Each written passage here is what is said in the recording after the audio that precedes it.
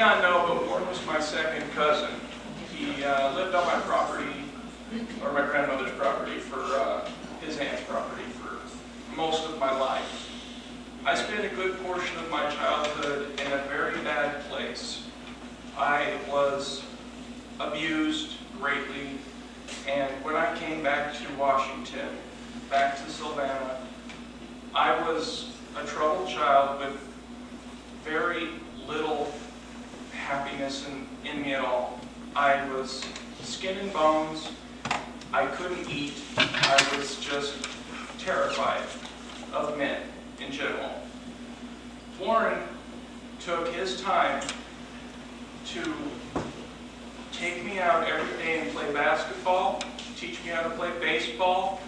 He golfed in our yard. He called the backyard the Field of Dreams.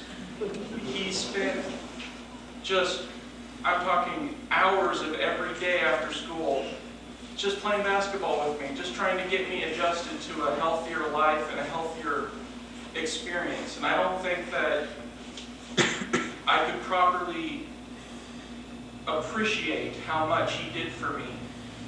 He was like an older brother, an uncle, and a father.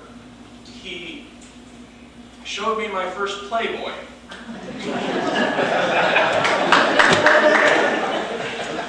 and not in a crude way or anything. He just happened to have left it out. And just being around him when I was younger taught me that there was people you can trust not to hurt you. And he never did. He spent his entire life making sure that I was okay after what had happened to me, and he knew what had happened to me. And I think he spent an extra amount of effort with both my brothers and me, just trying to keep us in a straight path towards, good and healthy memories and thoughts. And I'd just like to let you all know that for whatever faults he had, whatever bad times he may have given anybody, because there were some bad times, deep down, he rescued my soul from the pit. He gave me something to believe in. He was there for me to teach me baseball and Little League, and he lived his dreams of going pro vicariously through my Little League experience. And he taught me how to bake a glove in the oven to make sure it had the right kind of pocket in it. Taped up a mitt and had a ball in it and just threw it right in there. We had mink oil and everything. He taught me that when I was pitching, I should throw it right at the batter the first time to scare him away. He had some dirty tricks, but it only made me better at it. And I hope you all can appreciate the good side of him, because there was so much good behind everything else. And ultimately, the last bits of time that I got to spend with him were times of laughter. I went over there just to cheer him up, to make him laugh, to tell him jokes. He told me my first dirty joke. And believe me, I will not share that joke. But that was Warren. That was how he was. And him and Terry, I can't say anything about Warren without saying Terry also was there for me. I used to sit in his trailer and watch the X-Files when they first came out, and then go over to Warren's trailer when Terry would go to sleep, and he'd stay up all night with me, and we'd sit there and talk forever, just about anything. And he had this game called Mr. Game Show. I don't know if you guys remember that. It was back at the time when Alf was on TV. It would go ha ha ha ha ha ha. Well, he loved that game, and we played that roulette like all night long. And then anytime we needed a babysitter, he was there for me and my brothers. And I love the man with all my heart. And I hope you all can appreciate that he really was just such an excellent person.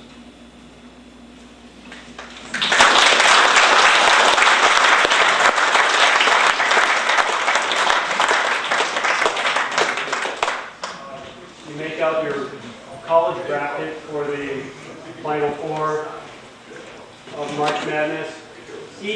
One year, he got every team right. Oh, wow. All teams right. Wow. Amazing.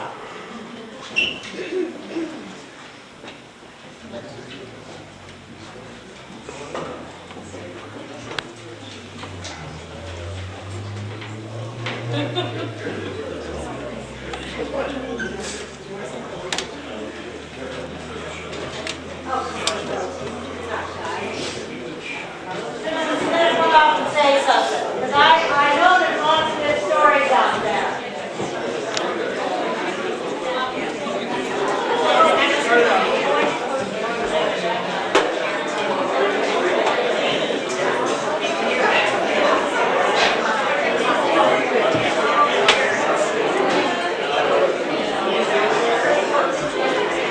I don't have a story in particular to tell.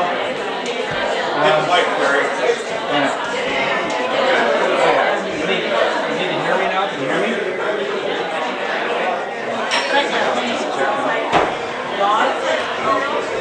I get switch on here? There you go.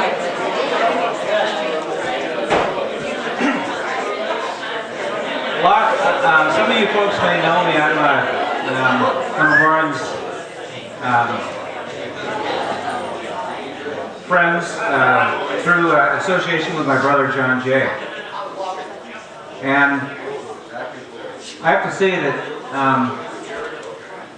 Warren really impressed me. The reason I'm here today is not because I spent a lot of time with Warren. I didn't do a lot of the same things that he did.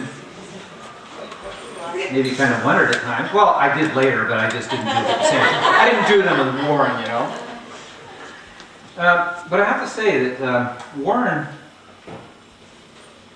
was to me was one of the more remarkable people I met. At the time, he was an underclassman, you know. It was like, kind of like you don't deal with people. But I enjoyed him because he had an incredible sense of humor, and and you all know that. I mean, an incredible self-deprecating sense of humor. I really didn't ever hear him taking out or cutting on someone in a malicious way. And I think that says a lot about a human being and the character of him. When you can be funny, but you can be funny at your own expense. And you know, I'm really proud to have known Warren and a lot of his friends. So I just wanted to say that for his family and for everybody that cared and loved Warren. So anyway, that's what I have to say. Okay. Well, everybody here, I want to thank family and friends. To know Warren, everybody loved him. Great guy. Some of the stories, you know, I was one of the Savannah Lights too. Couldn't wait to go to Warren's, ride the bike down there. Borrowed a bottle of Valley High wine one time from Vivian's store. Warren, he says, let's crawl under Dad's foundation here and drink it. First bottle of Valley High and the last one too. It was not pleasant. But you know, that gym across the street, we used to ride our bikes in there, play basketball, and sneak in the back window of the Savannah store, borrow an ice cream sickle out of the kitchen. I owe him about 6. But, you know, Warren, I never saw him a whole lot toward the end. But nice guy. Love him. And I'm glad to see everybody here.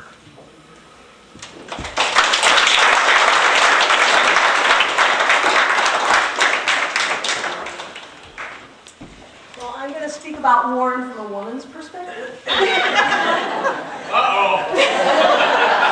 I am old. I had a big crush on Warren when I was in high school, and true confessions time when he went away to Wyoming, I took advantage of her being away and I called him up. I'm sorry, Wayne. And started singing him, and so when he came back, we were kind of vying for Warren's attention, and it got pretty squirrely sometimes. But Warren was really an interesting person to be with. You just never knew what he was going to do. So one time he got very angry with me, and he ripped my rearview mirror out of my car. He just, to tell me just how mad he was at me. He just ripped it right out, so yeah, but it's all right. But he was, yeah, he was a trip, that's for sure. And I'm really sorry that I didn't spend time with him towards the end of his life. You know, I didn't even know he was around here. So anyway, I'm so grateful to all of you for putting this together, and especially Liz, thank you so much. Yeah, it's wonderful to see him again.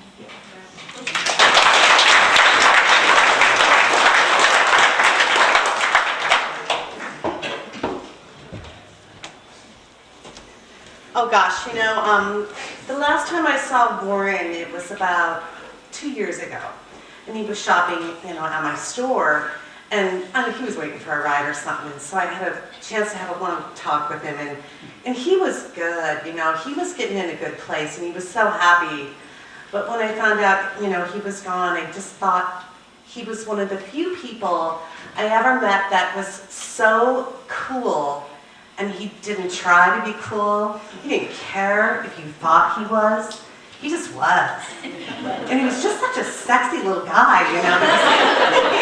You know, if it wasn't for you, just joking. But we loved him so much. I always wish that he would have known how much we loved him. We all know there's times we need to save people from themselves, but we can't. But he was loved very much. And it's just so nice to be here with everyone today. And I know he knows that we do.